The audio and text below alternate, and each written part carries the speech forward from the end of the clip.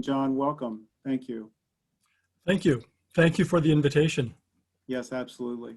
Yeah, it's been fun watching you too, Conrad. Okay, thanks. From this tiny tyke when I was around to growing into a professional as you have. It's been Thank you. impressive. Thank you, John. Well, maybe to begin the story, um, it's always hard to know when to start a story. But I'll begin on the day that we heard news from the United Nations that MJ, Michael, was missing. I was in Illinois, my first day of research for a book on the Amish of Arcola, Arthur, Illinois, and was ready to go into my first interview with a businessman. My friend Wilmer Otto went in ahead of me, and I said, "Oh wait, I have a message here." But I saw it was from the UN. I thought, this can't be good. So I had missed that call. I returned the call to learn that it was highly unusual, but MJ and Zaida, his colleague from Sweden, were missing. They had not checked in the night before, as is protocol. So that was the beginning of this reality.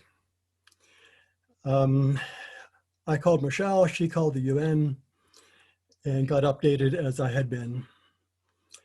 So for the next 2 weeks, we didn't know. All we knew was he had disappeared. Those were a long 2 weeks, in other ways short. I came home after spending 36 hours at O'Hare waiting for a flight. And Michele was home, so we spent those first hours separated. So when I finally did make it home, what did we know? As I said before, we grasped onto any kind of news. We were news junkies from that point on. And we were in constant contact with the United Nations. The FBI, 2 agents from Wichita showed up at our house numerous times. The surprise for me with the FBI was their humanity, their human face. I never imagined they could give pastoral care as they did to us. So they kept us up to date on what they knew of the investigation. Every morning, somebody from the UN called us. Eventually that was Musa Ba. And whether he had news or not, he would ask how we were doing. So our daughters and their families came home, and we spent the next week or so together, camped out at our house, just longing for news and being in touch with various officials, UN included, the FBI, and so on.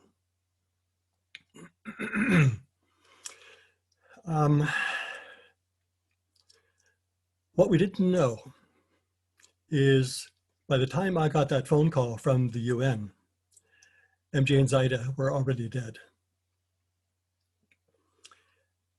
You know, it seemed it was, the longer the time went on, the more certainty, the less certainty we had, and more likely it was that he didn't survive. So Michele and I went to the United Nations.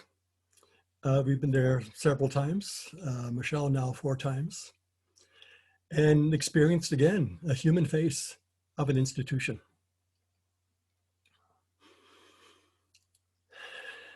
Well, at the end of those 2 weeks, we got the news finally. The FBI stopped by and told us that yes, the DNA samples they had taken, the X-ray of teeth had been matched to MJ's, and Zaidas. They were buried in a shallow grave in the jungle, south of Kananga in the Kasai province. So then we knew reality. Hard to experience that. I've said 100 times, parents should not die before their children.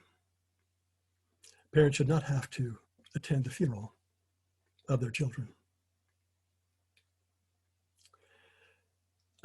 So it was, of course, a shock. Even though we were prepared in many ways, we always had hope at the end.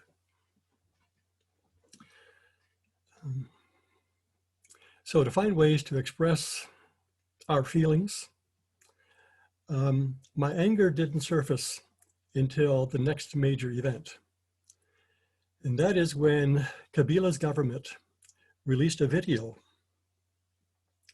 trying to prove that those who did the killing were militia groups, especially the Kamwina Nasapu, which is where they were going to investigate that militia group and to meet the leaders.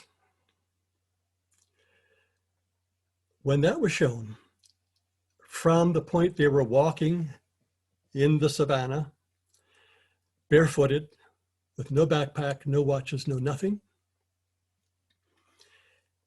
to the end when they were shot, and they're shot on video. That's when I became angry. Desecrating bodies, oh, here we go again with a false narrative from Kabila's government. It was just unconscionable. Michele and I watched the video up until the shooting. MJ was shot first in the head. And the video, my daughter shows him just falling over.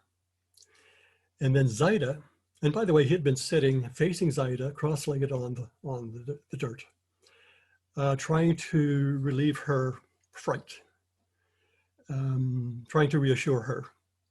But then when that bullet came, actually a shotgun blast, and MJ was killed, then she knew she was in trouble and she tried to scramble away. And she was shot numerous times, maybe 4 or 5 times.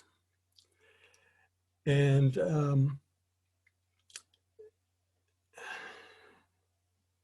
what was useful about this video, even though most of it was horrendous, was seeing MJ engage his captors all along that walk.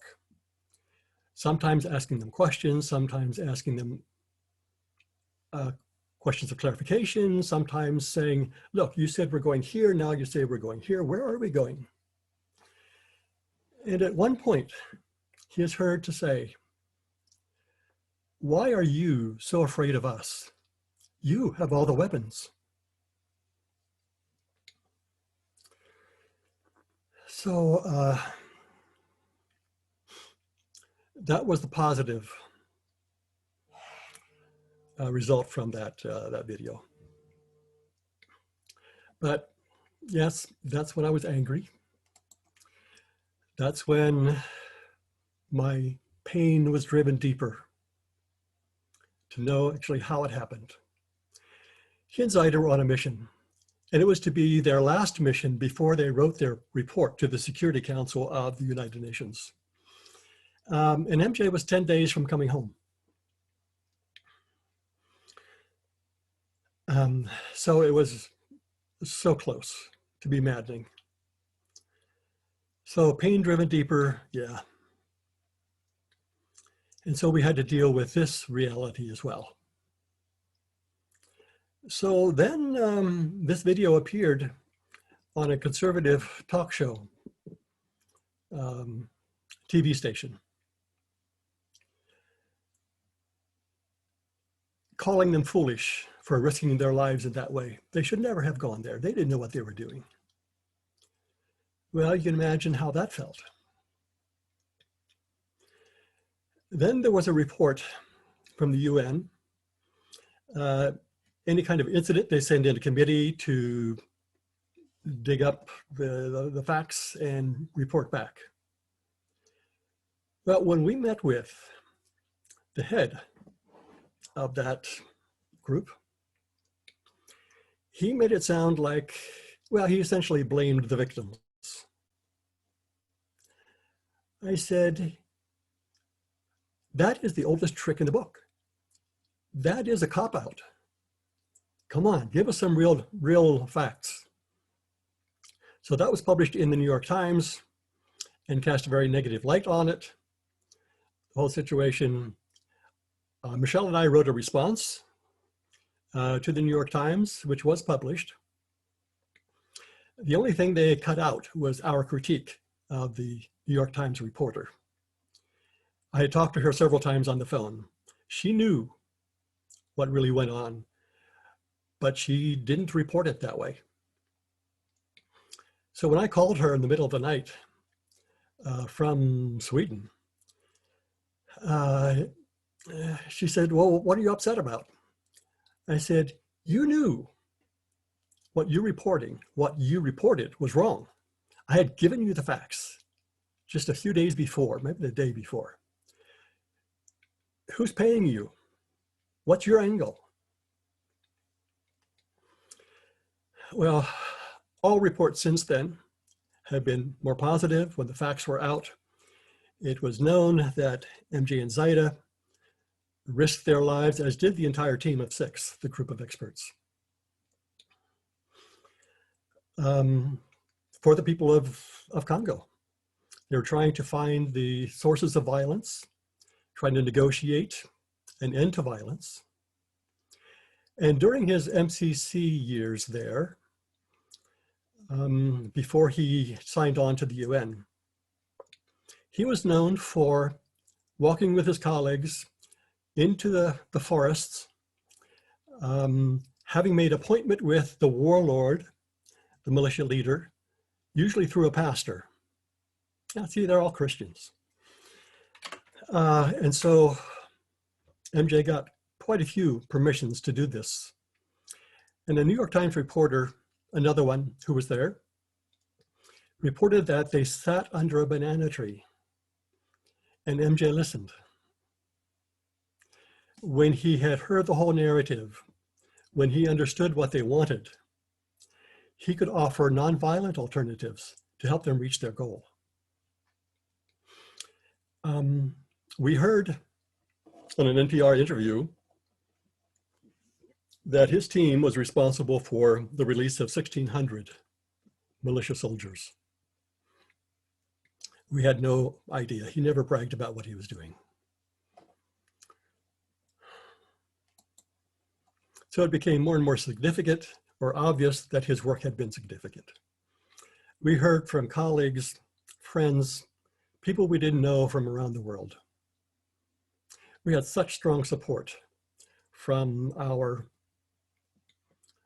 local friends and church, as well as from around the world.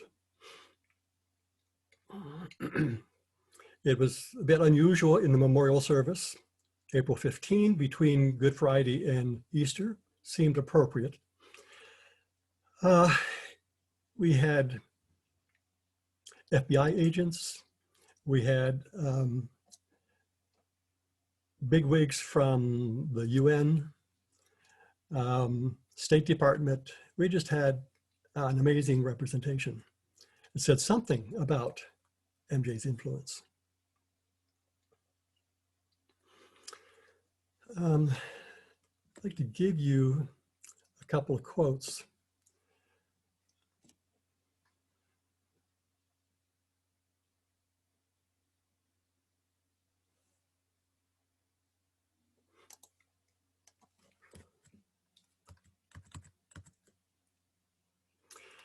This is the reflection from Jason Stearns, director of the Congo Research Group at New York University. He had been in the UN group of experts himself. So maybe to tie this together, after 3 years working with MCC and having contact with all these militia groups, he became known for his expertise in that. And people, when a US diplomat would come, State Department, they would say, you got to talk to Michael Sharp. He knows these people. So he would tell them the story, except for where they were located. He knew there'd be a bombing mission if they knew where these groups were located. And hasn't there been enough violence in this world? And in Congo. Jason Stearns writes, this blog is not usually meant for personal reflections, but it is impossible for me not to write about Michael as a friend. He was a member of a small community of people, foreigners and Congolese, devoted to examining the complex internal dynamics of the Congolese conflict. We are a weird bunch. It takes real passion and probably a minor personal disorder to spend years of your life obsessing over the inner workings of the Congolese rebel groups. Michael took this one step further. He spent years of his life working with and on the Democratic Forces for Liberation of Rwanda, the FDLR, one of the most brutal and reclusive armed groups in the region, trying to gain their trust and project empathy. Not an easy feat for a committed pacifist. I'd heard about Michael probably 5 years ago when he first began working for the Mennonite Central Committee on the FDLR. You need to meet this guy. He has amazing information on the FDLR, a US diplomat told me. I'm always wary about researchers and activists who come to the Congo for adventure and self-legitimization rather than out of solidarity with the local population. But Michael was no such thing. He was self-effacing, devoted, and empathetic. When it came to the FDLR, as he told a journalist, you can always listen. You can always listen to people who want a chance to talk about how they see the world. The diplomat was right, said Jason Stearns. Michael had an impressive understanding of the FDLR, speaking on a regular basis with senior officials, officers, and having spent months in the field with them and their families. But then he notes, Michael would have been the first to have noted our double standards in reporting on the Congo, to note that while we are busy eulogizing him, there are thousands of Congolese who have died anonymously without a mention. And that's true. MJ had told us, nobody pays attention when Congolese are murdered, killed, massacred. Nobody seems to care. But maybe if a white guy gets hurt, maybe the US and the rest of the world will pay attention. Michael's deep understanding, Jason Stearns again, of how these rebels saw their country's past, the mythical version of that past that they used to justify their own violence, allowed him to emerge from the jungle each time unscathed. It enabled him and his Congolese colleagues to connect with rebels in a way few others managed to do. After every trip, the team of church workers would be followed days later by rebels who had been persuaded to surrender and give up the fight. By one count, Michael's team persuaded at least 1,600 rebels to abandon the jungle and come home.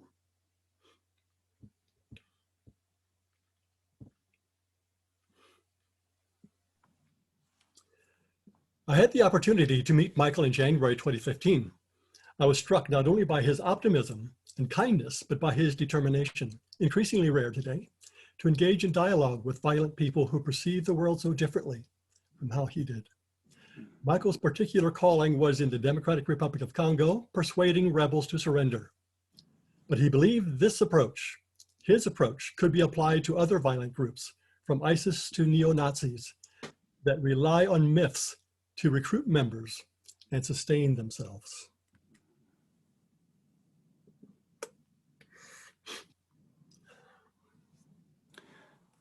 John, Yes.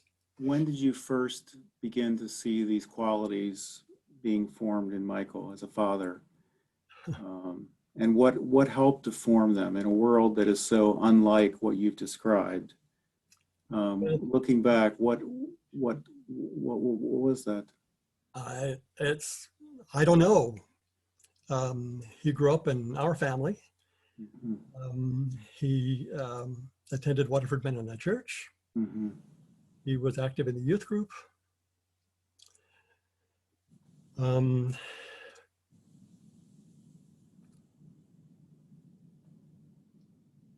he just sort of merged into this man that he became. What impressed Michele and me several times was that his deep kindness was connected to his sharp intellect. He really was smart, he really was bright, and he had such empathy. Tim Lind, who was his country supervisor, he and Suzanne, during the MCC years, said, "You will never get the whole story of MJ unless you go to the refugee camps, really DPE camps, deported people's camps, and listen to the women that he sat with, that he greeted every time they went there."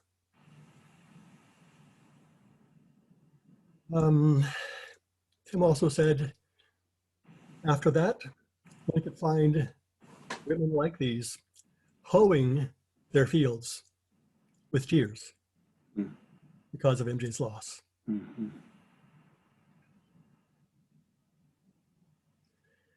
We visited, I'd also like to think home had an influence, but Absolutely. nobody else would have to say that.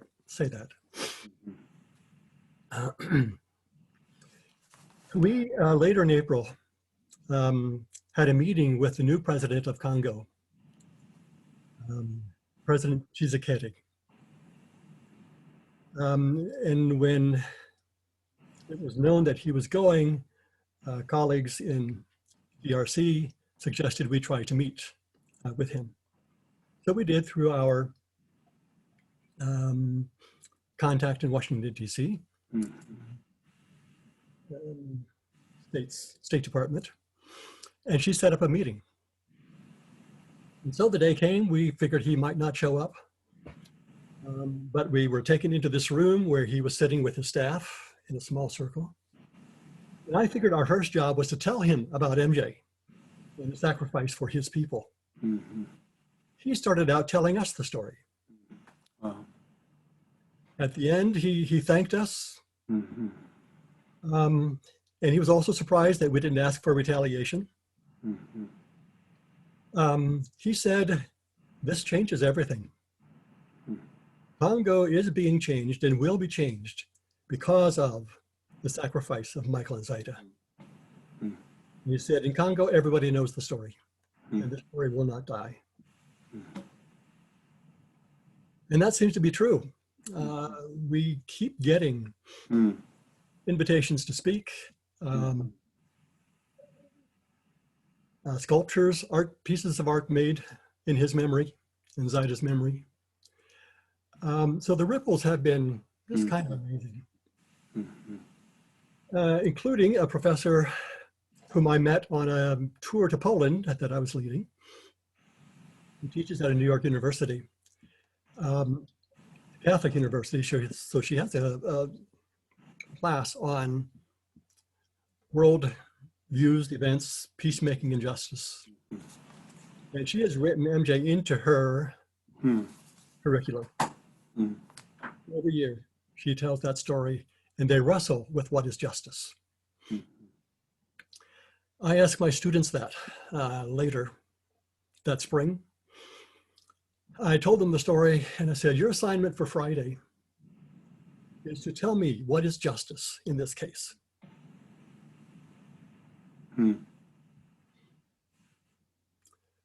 Had some amazing results. Poetry, comments, some dedicating themselves to do this kind of work, to step into the breach and do that kind of work. I was just thinking, John, of sharing this interview with my students. because I so often challenge them. I say three things. I say, successful students work harder than anyone else. They take risks and they have integrity. And the world is dying for people who are passionate about what they do. But I've never thought about the fact that being passionate about what they do might end up in their own death. That's a new twist for them to be thinking about. Was Michael, how aware was Michael of the risks involved? I mean, I'm sure he was, but. He was very aware. Yeah. But when he joined the UN, he said, "This is the safest job I've had in years." Oddly enough. He told us that he was not afraid to die, nor did he have a death wish. So he wasn't afraid to die. And we knew it was a risk. Every time I dropped him off at the airport in Wichita, I knew he might not come walking back.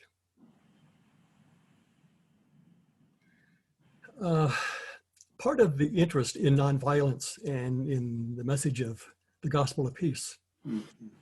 Our first time we went to the United Nations, we went to receive MJ's body.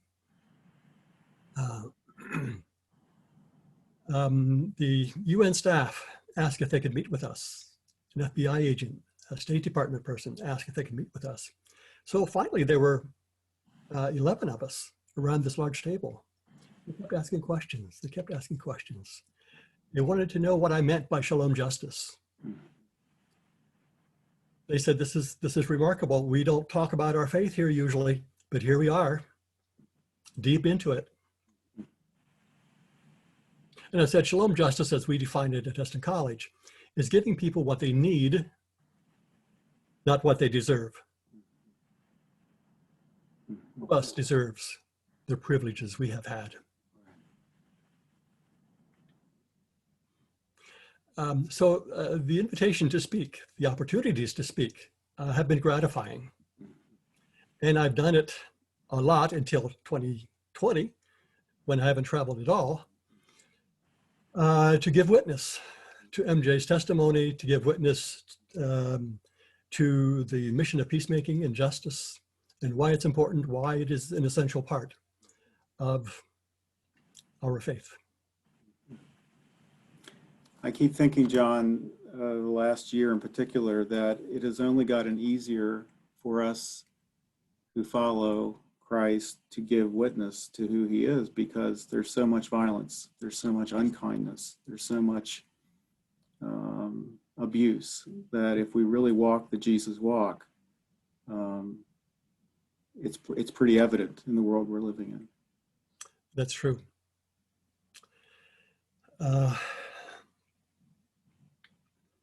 See another angle. People would ask us, especially beginning with the UN, why don't you want revenge? Why aren't you asking for the death penalty? Why don't you want an eye for an eye? Well, I could say that's only part of the phrase. The new phrase from Jesus is, love your enemies.